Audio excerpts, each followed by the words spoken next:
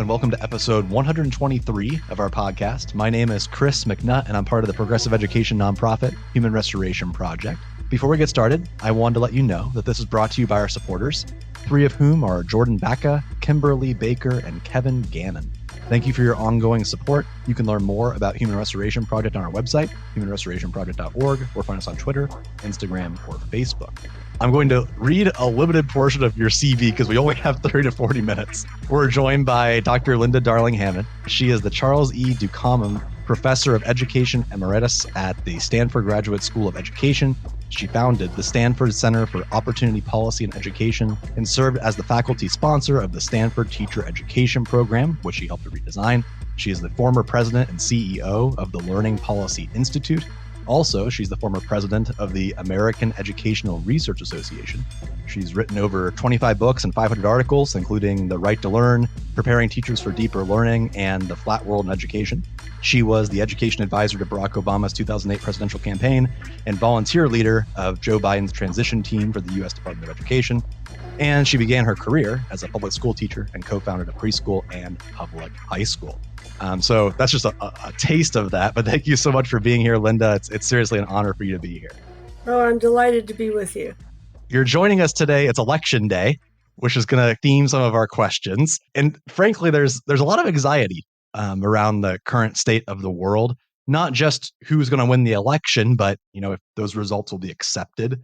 There's a general cynicism about our future, especially in the classroom. Teachers right now are reporting extraordinarily high rates of burnout, of nihilism, general cynicism that just really reflects the population at large. And you've done a ton of work to improve educational policy, right? You're both by supporting teachers and by changing systems in school to support learners. You've advocated for higher standards within the profession and fighting back against the more authoritarian behaviorist methods of school. Yet, I kind of want to frame today's conversation around inspiring hope or restoring humanity really to professional development. How do we navigate those waters of inspiring change within the profession and helping teachers become better teachers in the midst of all the crazy stuff going on in the world and the attacks on the teaching profession at large? What are your general thoughts about the state of teaching today? Well, my thoughts go in all directions. We, of course, have enormous amounts of stress that everyone is experiencing. And teachers, because they are people with big hearts and strong concerns for the students they teach, they experience all of the issues we've had in the pandemic and in the politics of the country, not only for themselves, but then they experience it for their students too. Schools have been disrupted in many, many ways, and teachers have stepped up all over the world, really, to be the first line of support for families, for children, and many of them have their own families, that they are also needing to support. So it's been a very, very stressful time. And, I think there are some important realizations that the system has been experiencing as a result of these times, the importance of a holistic approach, the importance of social and emotional learning and supports for teachers as well as students. I don't think there's an argument now, the way there was during No Child Left Behind, for example, that we should just be focusing in on test prep. There's a lot more understanding that we are whole people who, need to be in community with each other, need to be in support systems with each other. And I don't know any school systems that aren't paying some attention to the wellness and whole child, whole professional side of the coin. I will say, however, some of them are more attuned to the needs of students than they are to the needs of the professionals who are serving the students. And that's an important awareness as well. So it's a time of great stress, but it's also a time of great changes. When we have these moments in human history where there's huge disruption, we are experiencing an ongoing public health crisis because we're not out of the pandemic yet. We're experiencing an ongoing economic crisis, a climate crisis, a civil rights crisis, certainly a long overdue reckoning with civil rights issues, not only in this country, but elsewhere. When all of that happens, those are moments when you can see major disruptive change in the way that people think about what they're doing. And so I do see that happening in some parts of the country. And I also see places where teachers are stepping up and taking leadership roles, where people are starting, new school designs, and teachers are joining sometimes with parents and sometimes with other professionals to rethink and redesign schools. I have been in touch with the superintendent in Cleveland, Ohio, where, not far from where you're located. And what Eric Gordon talks very passionately about is how important it is to essentially throw over the factory model school designs that we inherited from 100 years ago and recreate schools in a way that is humane and humanistic and supportive.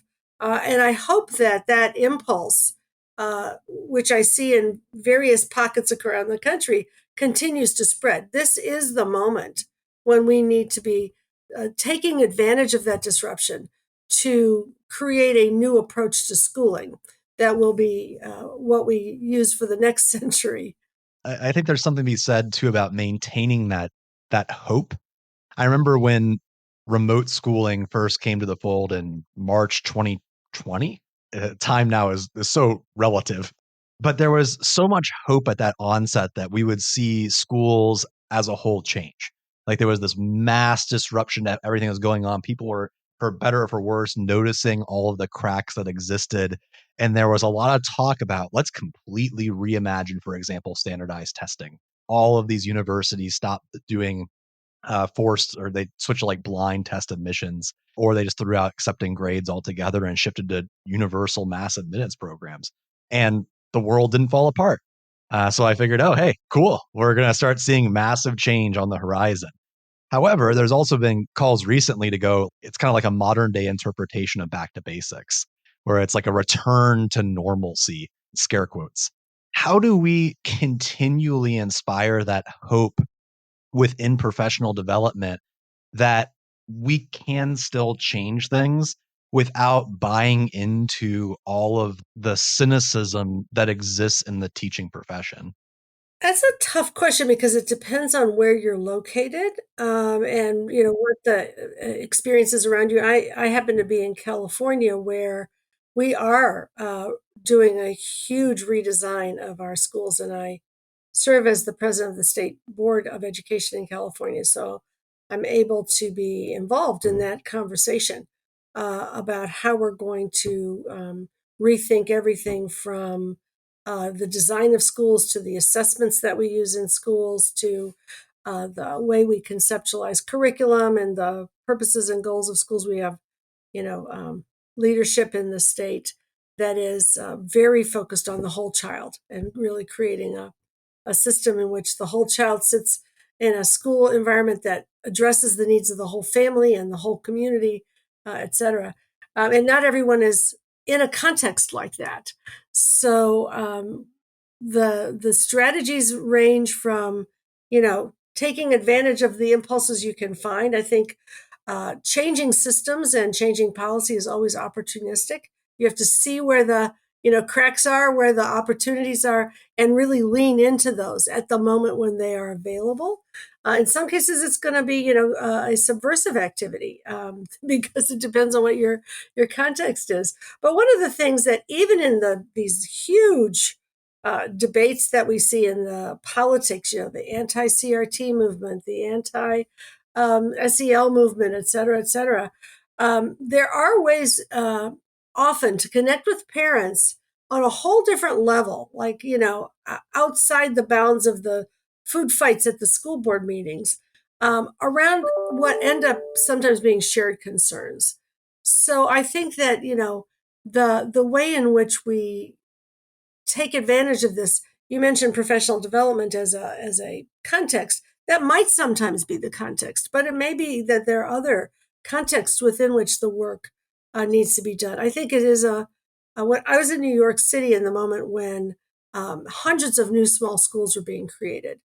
Back in the 1990s, the superintendent, the chancellor of the schools, put out an RFP and said, if you want to invent new schools, because that's where the factory model was, deeply ensconced, bring proposals. And people did, parents and professionals together, community-based organizations, and very exciting schools were developed and continue to be functioning in that city. Most of the big warehouse factory model high schools that were failing have been eliminated. They now have multiple schools in a building. And in places like Ohio, you have the work that Knowledge Works has done around new tech high schools and linked learning and things like that. We have to look for those places and figure out how to expand, replicate, and build on the innovations that have occurred, rather than sort of the returning to normal, the old normal. Look for the ways in which we can start to build that new normal. Sometimes that, as I said, what might happen in professional development settings, but when professional development is designed outside the parameters of the professionals themselves, if it comes down sort of from the top, it may often be reinforcing of the old status quo. Now, that's not always the case, but professionals have to own it. Teachers have to step up and own the ways in which they want to work and learn together, and create together and design together what the future is going to be.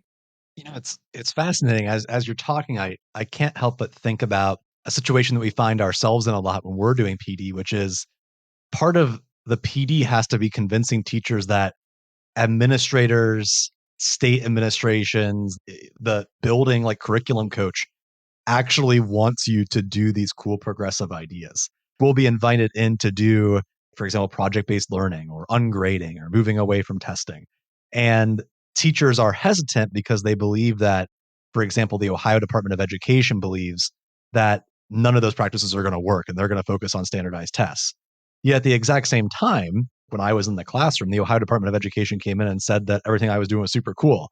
This fear that at a systemic level, all of these folks are saying that you can't do this. And there's a fear from below to the top that they're going to be forced to change those practices if they go about changing toward progressive practices. It seems like there's this disconnect between what everyone should be doing and what everyone thinks each other thinks they should be doing, if that makes sense.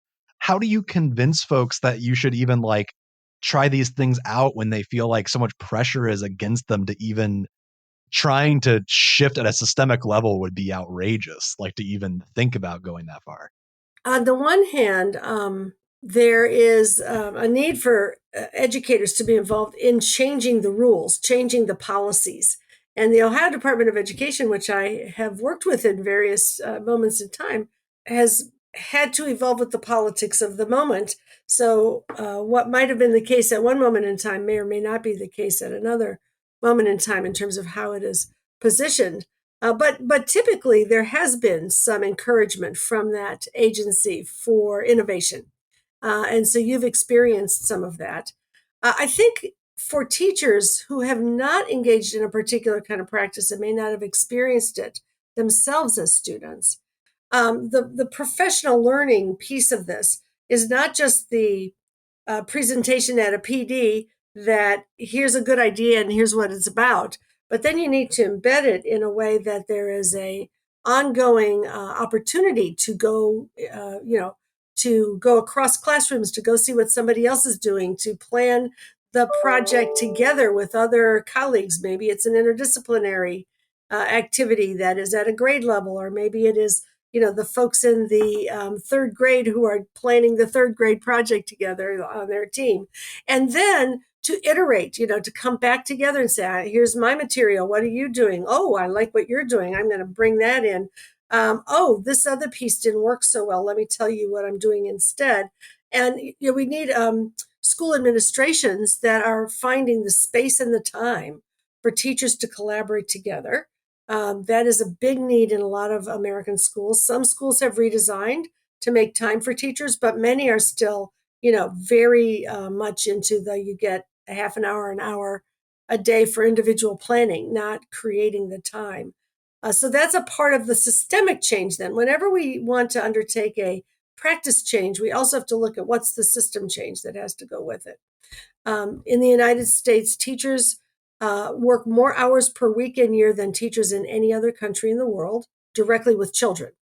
On average, an American teacher gets 8 hours per week less than the average teacher internationally for collaborative planning and learning, and even the time that you might need to do some grading or outreach to parents or students. So our days are still, again, this is factory model inheritance, that you're only teaching when you're with children was sort of the notion, and they pass through your classroom, and you stamp them with whatever the lesson is that you are responsible for. So we've got to break that up. We've got to help get redesigned time. There are some great examples of that. I have founded something called the Learning Policy Institute, and we have created something called Design Principles for Whole Child Equity. And if you go to that website and click on Design Principles, you'll see lots of examples of how schools across the country are implementing these kinds of practices, including finding the ways in which you can get the time and the structures that support them. Otherwise, it's very hard to continue the work. But professional learning, it doesn't always happen just from PD, right? As we think of it, it happens when people have the opportunity to share ideas and work together and iterate on their practices. And that's what we have to be making a lot more time for. The other piece is that when people are worried about standardized tests, across the country, many states have, under No Child Left Behind, were required to use standardized test results in a very punitive way.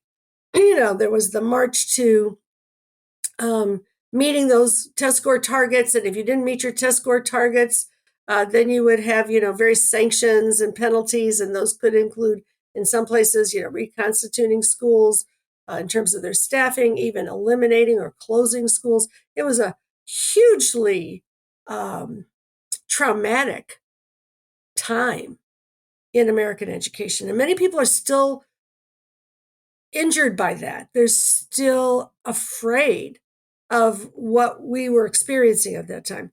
Under the Every Student Succeeds Act, there's room for more use of whatever the data are for productive purposes of, learning and improving. But not every state has taken that approach. So it's very important, and not every district has taken that approach. It's very important for educators to be involved in shifting the policy frame that they work in, both through their associations, teachers' associations that have political capacity, but also in their own districts around taking up these issues with district leaders to be sure that the uses of data, whatever those may be, are only for improvement, are only for instruction, and that there are other sources of data and learning, project-based activities and exhibitions and other things that are much more useful for transferable learning that get more attention and standing in the district. Speaking to the structural component of this, if you have the capacity to transform your schedule and not only give teachers more time to plan, but actually put in the schedule time to do interdisciplinary learning and time to do PBL and time to set up for like an expo night or something of that nature, that makes all the difference. For those folks that already want to do those things, they're going to be super happy. Like me, we shifted to a schedule that was not only block scheduling, but had actual time in the curriculum for interdisciplinary PBL, which was amazing.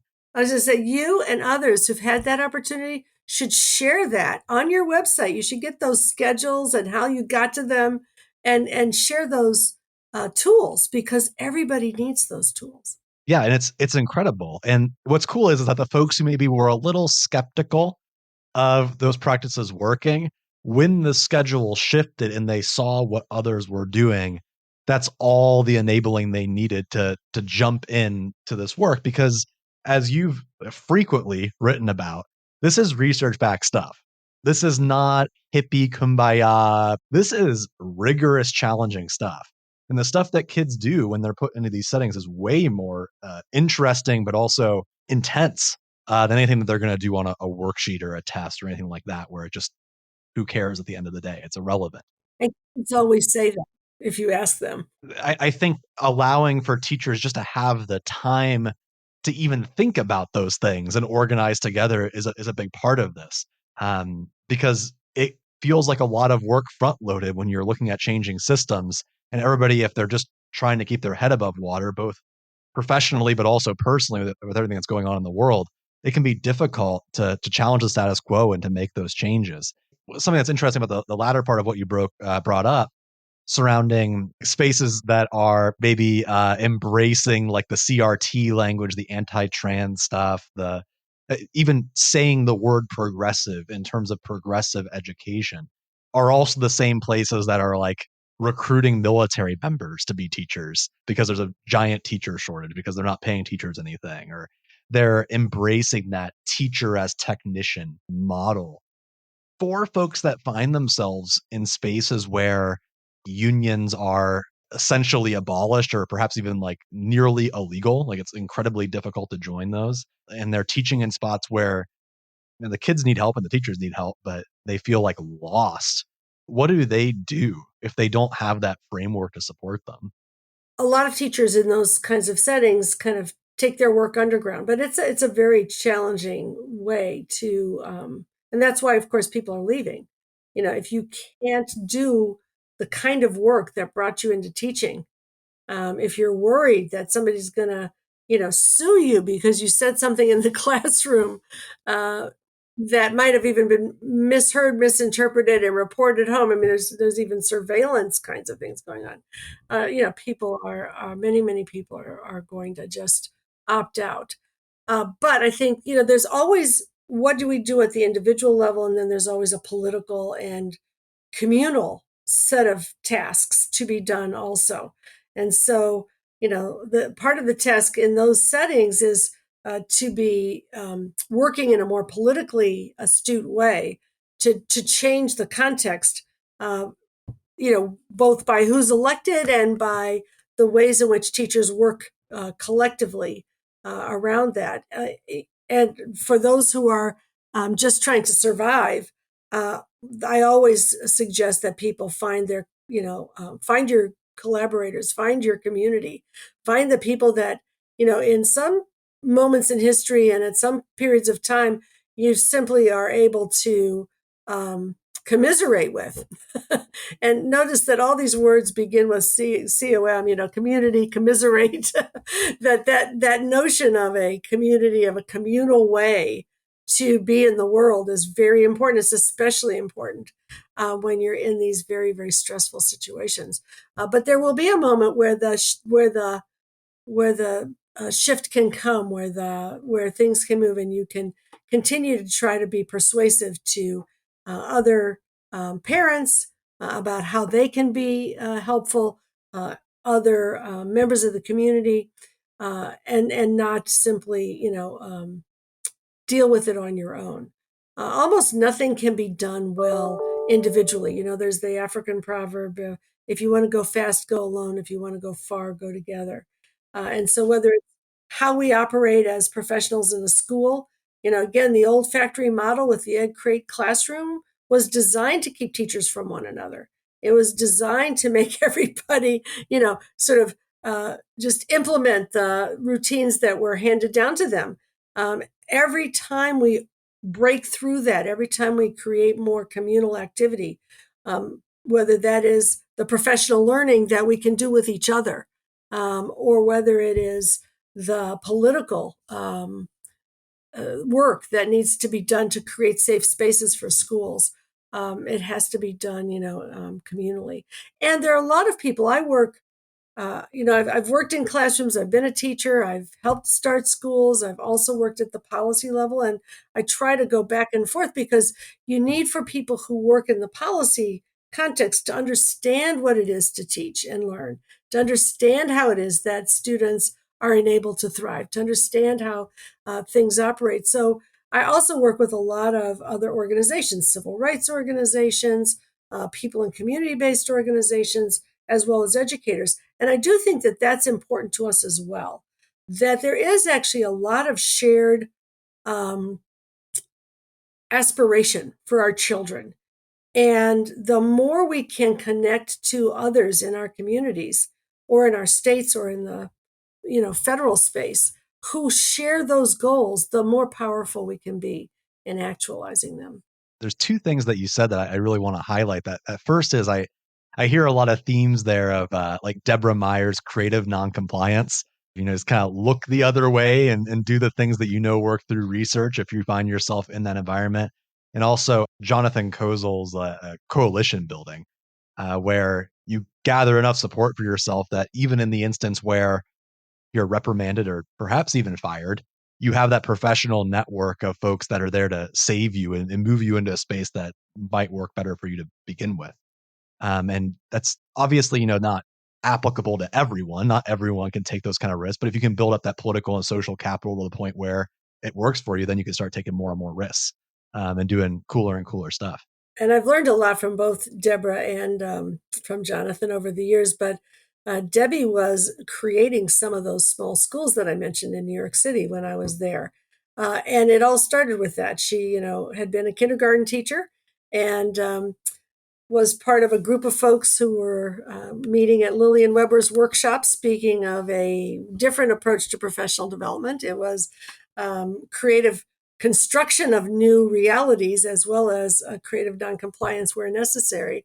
And then she started, Central Park East Elementary School, and then Central Park East. There was another version of it that needed. There was another school that needed to start because there was so much demand for it, and then they grew Central Park East Secondary School and so on. But ultimately, when I was working with her, the district had given she and some other of these school creators the opportunity to start 50 schools in the district. Now, this is a big district, but that were built on these same principles and so on. And it has grown and grown and grown. So a little seed, you plant that little seed that represents, what you know to be true and what you know to be good for children, and work with others who have the same impulse can grow in some extraordinary ways. And when you're in eras of time when others at the top may not be seeing the truth the way you see it, you may need creative noncompliance. But the moment you have an opportunity, and they do come around, then you shift to creative construction and spread the word so that there's more of it the next time there's a pushback. Self plug. Deborah Meyer was on our podcast like 10 episodes ago. So go listen to that too. I think there's an interesting point to be made too about that the case for public intellectualism amongst teachers, right? Both in showcasing what's going on in the classroom. So doing public displays of learning, getting kids presenting, getting your community in to see what's going on in the school. Because ultimately, if you're doing these methods, kids are going to do awesome stuff. It isn't rocket science. If you give kids the opportunity to do cool stuff, they will do cool stuff, and then you can present it. And no matter how you fall politically, if your son or daughter just did this awesome presentation or put together this awesome, evidence of what they learned that semester, they don't really question about is critical race theory involved in this. They're just impressed by what their kid's doing. There's space there for co-opting some of the terminology that's been used for behaviorist practices towards progressive practices, like college and career readiness has been sometimes utilized to say, like, put the kids in rows, give them grades every week, call it a day. But college and career readiness is teaching kids responsibility, and you don't need bathroom passes for everything. You don't need to give a kid a grade for everything. You need creative, complex thinkers. These are all arguments for college prep. I found whenever we do professional development, the most common criticism we get is that's not what colleges want. That's not what high schoolers want. Like, there's people don't believe that these practices actually connect with the rigor that's assumed by more traditional practices. Well, let me encourage you. I got a call just last week from the head of the College Board, David Coleman, who wanted to follow up on a conversation we'd had some time ago about why it was so important for the advanced placement exams to begin to bring in project-based learning. And they have done some of that. Some people may know about the seminar series in high school where there's 2 courses that engage kids in project-based learning and research, and um, those project-based reports and exhibits are scored for the exam. That is what the measure of learning is. And he said they've gotten good enough at that in multiple parts of the AP system that all of the APs are about to have project-based elements that will be part of the scoring. Because people recognize, and there's a lot of new research, some of it just came out of the George Lucas Education Foundation sponsored studies, that project-based learning, they looked at AP courses. Kids who engaged in projects in those courses did better on the standard exams and learned more about the broader, higher order, skills that you acquire as a result of it. We've got evidence that those kinds of activities help kids be more successful in college, et cetera. But it is beginning to take hold. People are beginning to recognize that we have to change the way we structure learning if it's going to be meaningful, if it's going to be transferable, if it's going to be something that kids can build on, and engage in the kind of workplaces they're going to be going into, which are collaborative, which are require a lot of self management and self motivation, working with knowledge that hasn't been discovered yet and technologies that haven't been invented yet, and solving the big problems that we haven't managed to solve, which determine whether the species will still be on the planet in a few decades. So I think this is a moment where lots of people are sort of having to conjure with a very different context for human existence. I'm glad to hear that. I'm also very skeptical of the College Board, to be honest, but I hope it's all awesome. I hope it all works out. Well, the fact that they reckon whether they do it well or not, I hope they will do it well. Those 2 courses I mentioned really are amazing.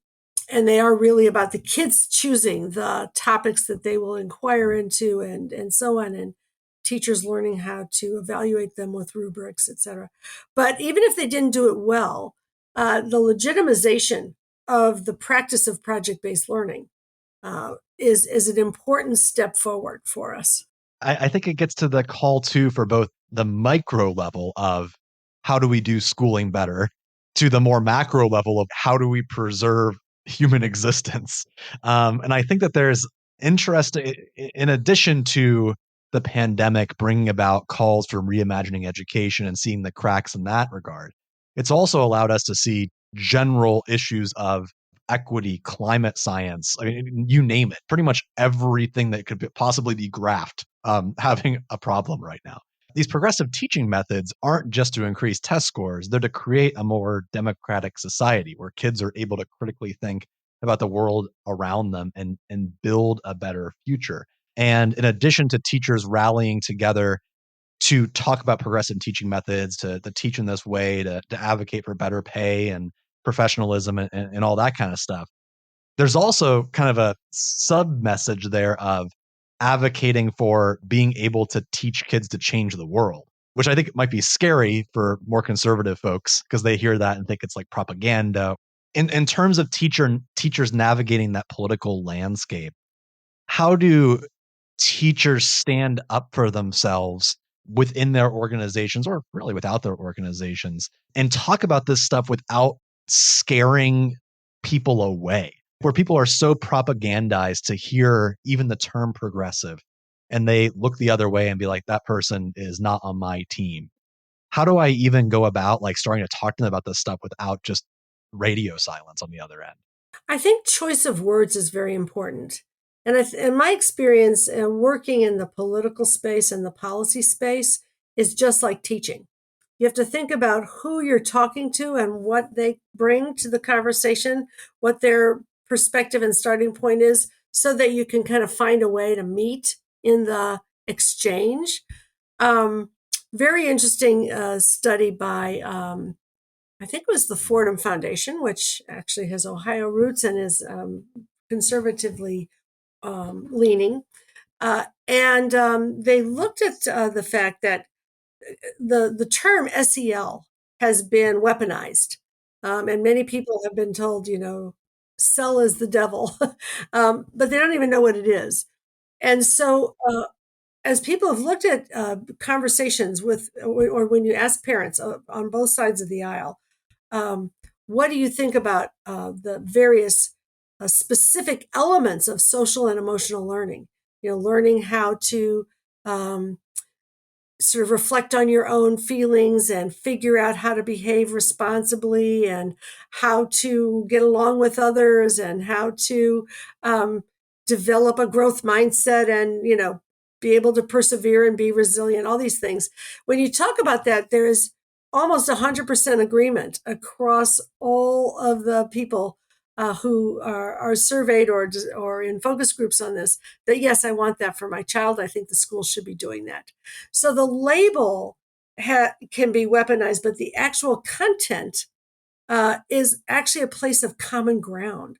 So when we talk to folks, maybe we don't use the term progressive if that has been, weaponized in a moment in time, or the term SEL, or whatever. CRT is another. There's so many of these, but we talk about the actual values, the actual practices, the actual work, and there's often a lot of agreement about that. Yeah, that's very much the what do you think about public schools? Oh, they're terrible. What do you think about your local public school? Oh, they're great. Like there's this huge separation between perception and reality. Very much like that Christopher Rufo campaign of weaponizing language. And we're running short on time. What's next? So based off the work that you've been doing, what change do you see on the horizon? What hope can you provide for educators and school reform and reimagining and creating something new down the road? Coming out of the pandemic, there have been several places where a lot of policy ground has been achieved. So there's a lot of support, as I said, for investing in social and emotional learning and whole child practices across the country. Many states and the federal government are investing in community schools, which are schools that are more connected to the community and community organizations, and supports for kids' mental health and physical health and social service supports, but also collaboration with families, collaboration with community-based organizations, and a community-connected, project-based, inquiry-oriented curriculum is actually part of that. And so, along with things like restorative practices, so we're not, kicking kids out of school and putting them on the school to prison pipeline, et cetera. So a lot of investments in that, both from philanthropy and from the federal government and some state governments. There's a lot of work going on this question of moving towards more inquiry-oriented learning and project-based learning. Assessments are beginning to change. More than 25 states are involved in trying to change their assessment systems, and there's a lot of conversation with the Federal Department of Education about how to create space for innovation in which kids are engaged in some project-based activities that are part of the way we think about understanding what they're learning and enabling that to count. There's also a lot of conversation about how to move our accountability systems and conceptions away from a notion that that accountability exists to punish schools or to hold up the shame and blame campaign, but in fact that we need to have measures of what opportunities to learn are available to students, and then how do we equalize resources and funding and opportunity as the basis of accountability. And so that's also very much an active conversation. The Department of Education put out some guidelines and encouragements to states to think about that and bring new plans to be approved by the department. So I think that there's an impulse to rethink. It's going to take people in local communities doing the work there and then sharing and spreading what they've done with others and learning from one another. The community that you build through your work, the website, et cetera, is a place for some of that sharing. And then it's going to take in some of the work that I and others do, that kind of sharing across state superintendents and people in the Congress, and that is also happening to a greater degree. And then we've got to work up and down the system with each other so that high quality teaching and learning, so that the kinds of empowering and equitable education that we want inform the way in which the system gets redesigned. Thank you again for listening to our podcast at Human Restoration Project. I hope this conversation leaves you inspired and ready to start making change. If you enjoyed listening, please consider leaving us a review on your favorite podcast player. Plus, find a whole host of free resources, writings, and other podcasts all for free on our website, humanrestorationproject.org. Thank you.